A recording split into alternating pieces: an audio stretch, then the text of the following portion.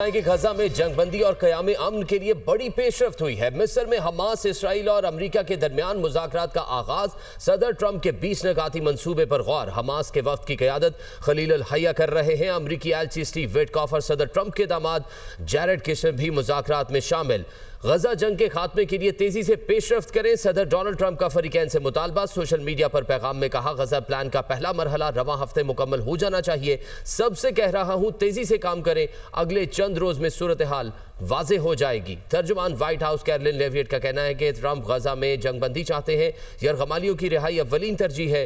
गजा मंसूबे पर तकनीकी सतह की बातचीत जारी है। फरीकैन सदर ट्रंप के 20 निकाती फ्रेमवर्क पर मुत्तफिक है। इसराइली यरगमालियों और सियासी कैदियों की फहरिस्तों का जायजा लिया जा रहा है।